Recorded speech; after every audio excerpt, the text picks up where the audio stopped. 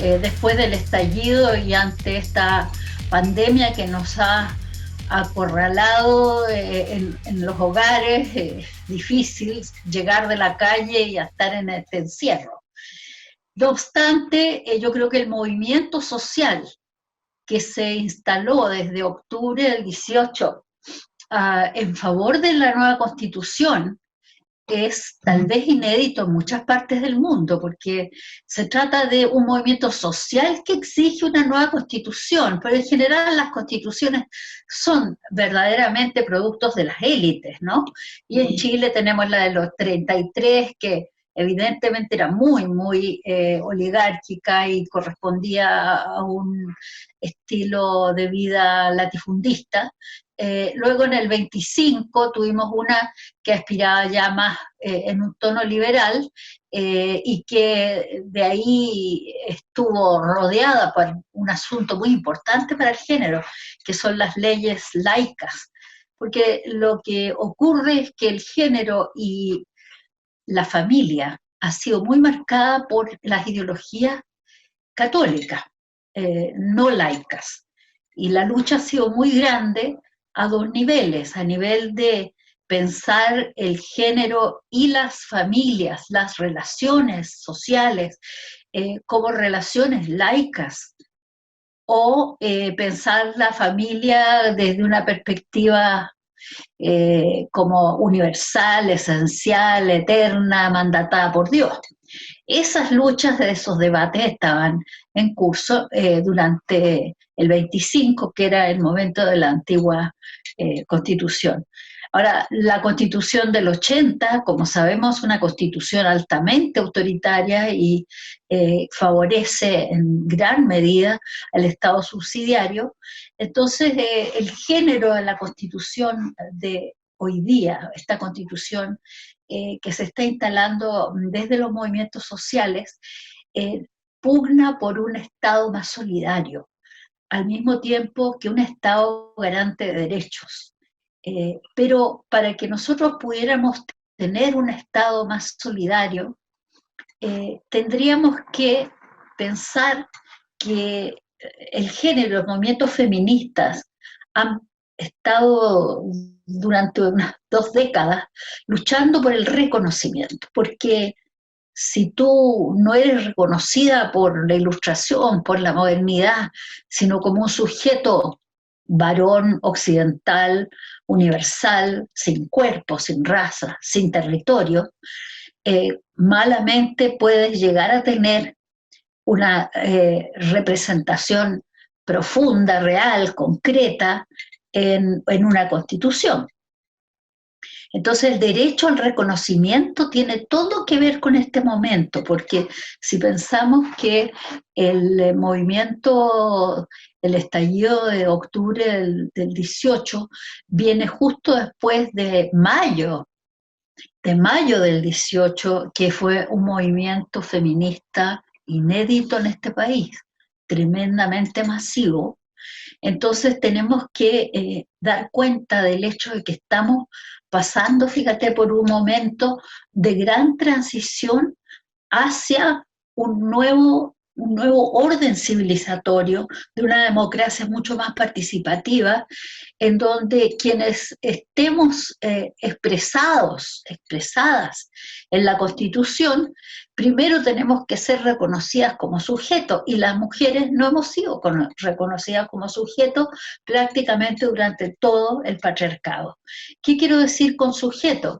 Que siempre se ha hablado por nosotros, y en ese sentido el lenguaje no inclusivo, el lenguaje sexista, es un fiel espejo de esto, ¿no? Los derechos son para el hombre, ¿no? Son los derechos humanos, y por eso durante los 80 ya empezaron las feministas chilenas a interpelar toda la constitución, el orden político, jurídico, diciendo, oye, no, nosotras somos sujetos, nosotros tenemos que reconocernos como identidades, y eso implica un cambio no solo en el lenguaje, sino a nivel cultural, a nivel de los derechos sociales.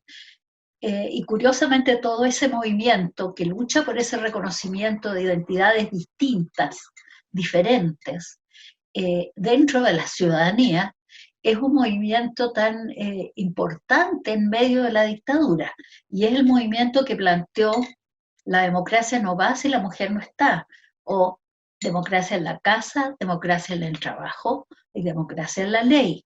Por tanto, entonces estamos entrando en un momento en que para que podamos construir un Estado solidario y un Estado garante de derechos, tenemos que reconocer a las mujeres y al género a nivel transversal, no solo como una demanda particular.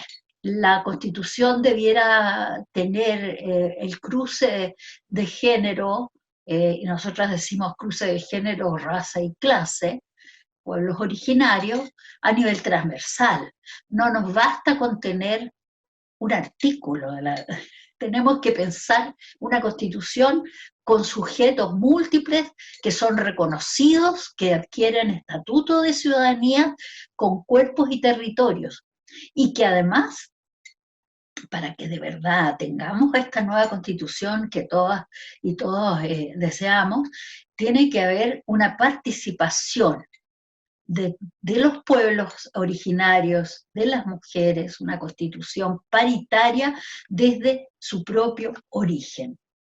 En ese sentido, entonces, el movimiento que me interesa señalar es que vamos pensando en la Constitución desde un Estado solidario que reconoce las diferencias, la pluralidad, ¿no es cierto?, de naciones dentro de esta nación, y ese Estado debe ser garante de derechos, no solo declarar derechos, no nos basta.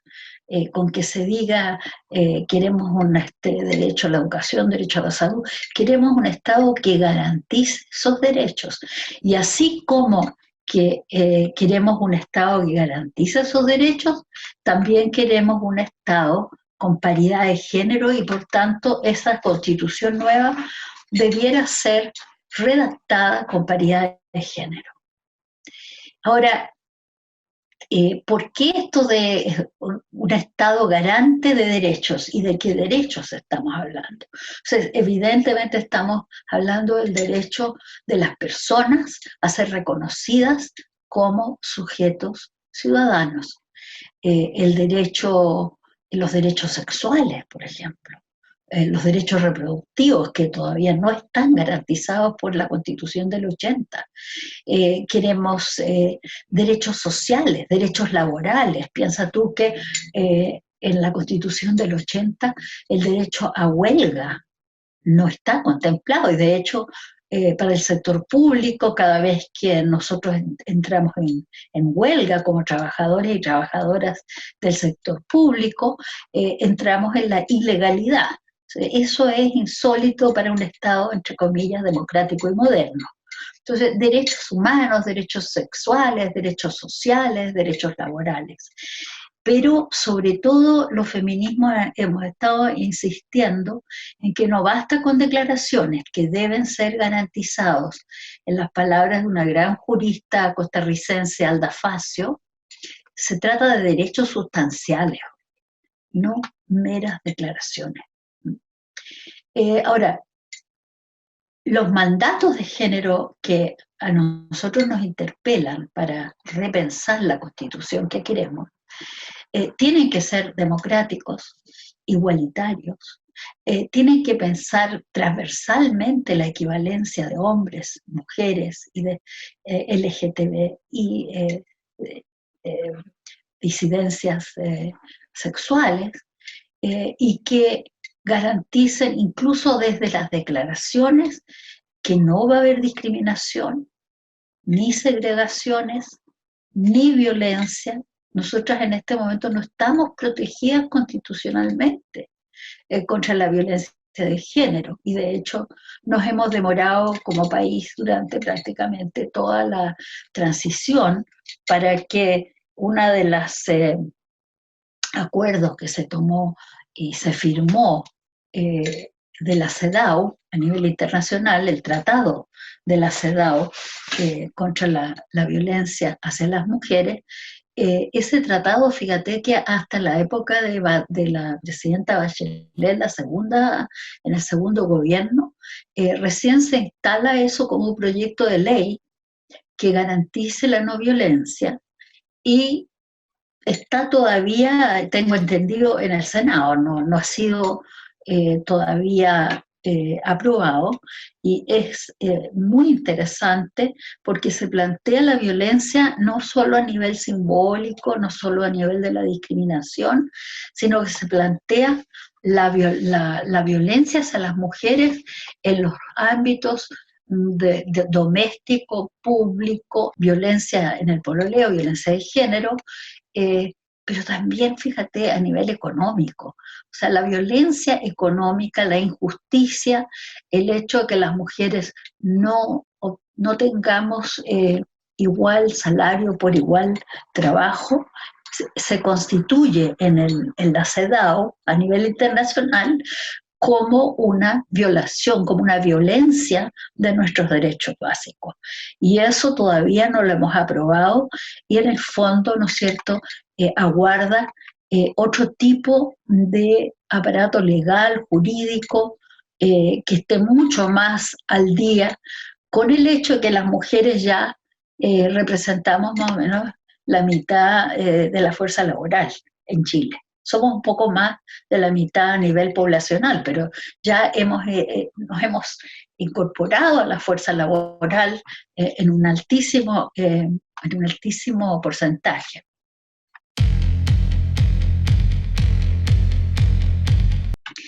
Ahora, hay que pensar, fíjate, que el origen de la Constitución del 80 es ilegítimo. Creo que votaron, bueno, no sé, 60% o algo así, 67%, pero no había registros electorales. Entonces, es muy raro, la forma en que se aprobó esa Constitución, sin registros electorales.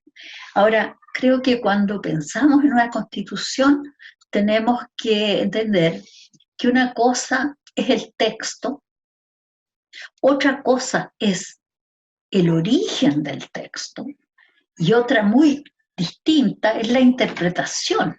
Entonces, lo que nosotras aspiramos como género, ¿verdad?, es a que tengamos participación en el origen de la Constitución, en la redacción del texto, porque aspiramos a que se nos interprete como sujetos de derecho, como sujetas ciudadanas. Bueno, hay temas ausentes en esa Constitución, como bien sabemos, los pueblos originarios, la igualdad de género, la igualdad salarial entre ambos géneros, el derecho de niños, niñas y adolescentes. Tú sabes que en Chile el 70%, algo así más o menos, sufre de niños, niñas y adolescentes de violencia física. En ese sentido, entonces, que es muy importante en este periodo que las feministas llamamos el periodo del reconocimiento, de la lucha por la identidad, que también en la Constitución esté garantizado el derecho a la libertad personal, como derecho al libre desarrollo de las personas. Esto tiene mucho que ver con el hecho de que cuando te sellan, ¿no es cierto?, cuando tú naces en el certificado de nacimiento, te sellan mujer u hombre, niña o niño. Si no tenemos garantizado el derecho al libre desarrollo de la persona, el derecho a la libertad personal, entonces nos vemos encasilladas y encasillados a ese sello que nos pusieron al nacer, en condiciones que sabemos desde los años 50 que hay niños y niñas, ¿verdad?, que en el curso de su infancia, incluso hasta la adolescencia a veces, no están conformes con el sexo que se les asignó en el certificado de nacimiento. Y por tanto, entonces necesitamos tener una constitución que garantice que ese libre desarrollo puede llegar a incluir el cambio de identidad sexual y respetarlo como tal, ¿no? También se es sujeto de derecho cuando una persona transita de un sexo al otro. Ahora, si pensamos en el artículo 19 de la Constitución del 80, vamos a ir viendo cómo el Estado subsidiario ha marcado derechos claves, como la salud, por ejemplo, que se ha convertido en un negocio para contratar seguros privados. Ahora, ¿cómo afecta eso a las mujeres? Eso hay que pensarlo.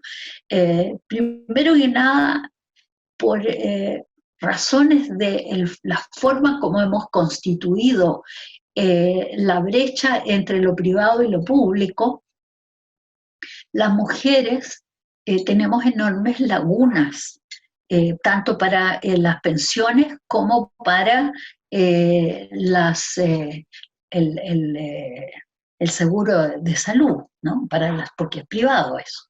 Entonces depende de si tú estás trabajando o no. Las mujeres tenemos lagunas en el sentido de que hay mujeres que dejan de trabajar para poder criar, amamantar, incluso para cuando están embarazadas. Entonces, ¿cómo se cubre desde el punto de vista de lo privado, de los seguros privados, esas garantías que necesitamos las mujeres a la hora, ¿no es cierto?, de vivir nuestras vidas, si hemos así decidido, como mujeres que vamos a criar y reproducirnos como con niños y niñas, ¿no? Entonces, el otro problema en términos de la salud, y esto se ha visto mucho con la pandemia hoy día, fíjate, es que las mujeres, con esta división tajante que tenemos de lo privado y lo público, y las mujeres en lo doméstico, estamos a cargo de los cuidados, no solo de la crianza, estamos a cargo muchas veces de las personas mayores, estamos a cargo de las personas enfermas, fíjate. O sea, todo lo que el Estado retrocedió, el Estado en términos asistencialistas, o si tú quieres, del bienestar, que yo creo que Estado de bienestar tal cual así nosotros hemos estado lejos de tener, pero sí un Estado más asistencial, dejó todo el cuidado de los enfermos, las enfermas, los ancianos, a cargo de las mujeres.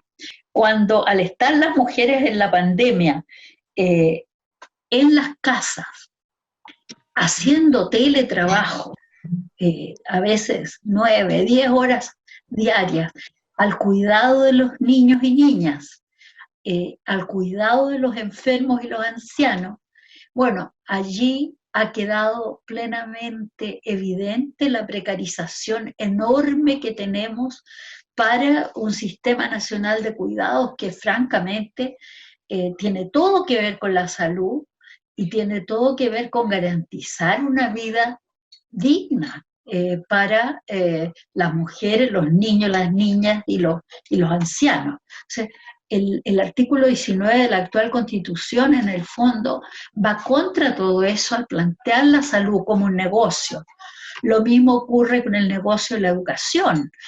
Aquí ha sido muy interesante la diferencia de la distinción de género si pensamos que las mujeres han sido durante ya décadas muy buenas alumnas, ¿no? En los colegios, en la escuela, pero resulta que finalmente por el negocio y la privatización y el endeudamiento, hay una tendencia a que las mujeres deserten mucho más que los varones en la educación.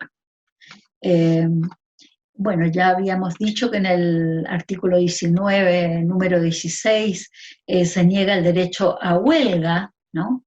Y en el mismo artículo 19 se plantea la seguridad social también privada, y allí también incide el hecho de que las mujeres tienen lagunas y cuando llega el momento de jubilar han acumulado muchísimo menos recursos para tener una vejez digna que los varones. El otro tema de la Constitución del 80 son las leyes de quórum calificado, que francamente son imposibles. Para las leyes orgánicas constitucionales se requiere 4/7 de aprobación y eso es prácticamente muy, muy difícil. Está también el asunto del Tribunal Constitucional, que como vemos en el caso de la ley de aborto en 3 causales, tuvo una gran incidencia en retardar el proceso de despenalización. En fin, la verdad es que la Constitución del 80, como bien lo instaló el movimiento de calle, el movimiento social, el estallido, es una Constitución que requiere de una modificación. Ojalá fuera con una asamblea constituyente. Por el momento tenemos la convención constituyente como un mecanismo democrático, participativo, pero debe ser representativo, paritario, y según las mujeres y las feministas en este país, pensamos que tiene que tener escaños reservados para los pueblos originarios y para la población LGTBI.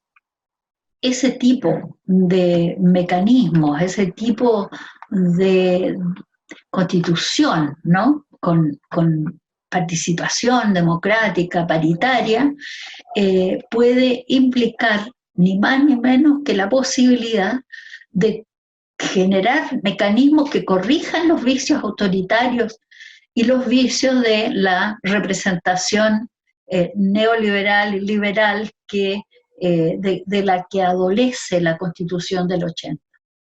Insisto que la perspectiva de género entonces no puede ser solo una norma ni un capítulo, debe atravesar toda la norma y la estructura constitucional.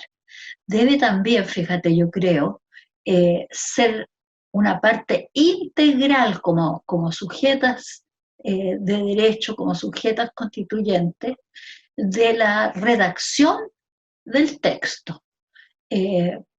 Y de esa manera, ¿no es cierto?, garantizar un nuevo tipo de sociedad, un nuevo tipo de subjetividad, un nuevo tipo de ciudadanía. Eso es más o menos lo que creo en términos muy gruesos que es importante recordar a la hora de este momento constituyente que a pesar de la pandemia sigue vivo y latente.